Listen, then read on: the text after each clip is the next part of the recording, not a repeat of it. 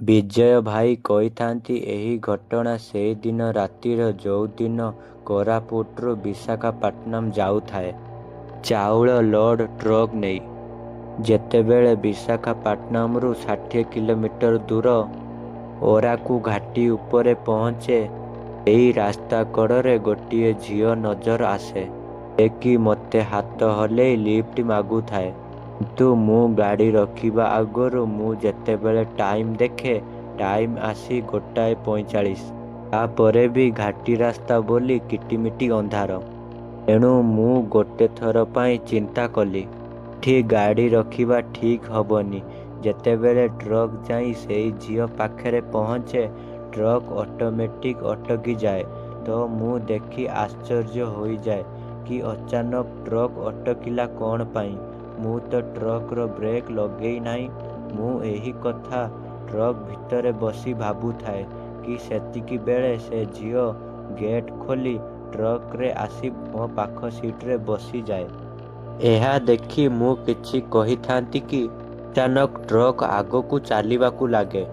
ତାପରେ ମୁଁ କିଛି ନ କହି ଆଗକୁ ଟ୍ରକ୍ ଚଲାଇବାକୁ ଲାଗେ। କିନ୍ତୁ ସେ ଝିଅ ମୋ ପାଖ ସିଟ୍ରେ ବସିଥାଏ, ଆଗକୁ ଅନେଇଥାଏ।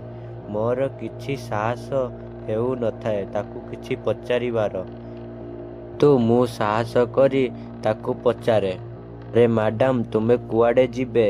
ସେ ମୋ ପ୍ରଶ୍ନର କିଛି ଉତ୍ତର ଦିଅନ୍ତି ନାହିଁ। ମୁଁ ତାକୁ ଦ୍ୱିତୀୟ ଥର ପଚାରେ, କିନ୍ତୁ ଏବେ ବି ମୋ ପ୍ରଶ୍ନର କିଛି ଉତ୍ତର ଦିଅନ୍ତି ନାହିଁ।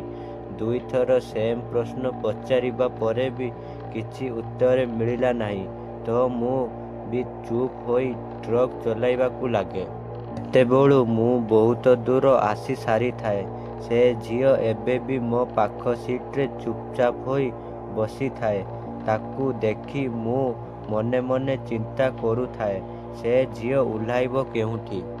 ଏହା ଭାବି ମୁଁ ଟ୍ରକ୍ର ସ୍ପିଡକୁ କମ୍ କରିଦିଏ କି ସେତିକି ବେଳେ ମୁଁ ମୋ ପାଖ ସିଟ୍କୁ ଅନାଏ, କିନ୍ତୁ ସେ ଝିଅ ସେଠି ନଥାଏ।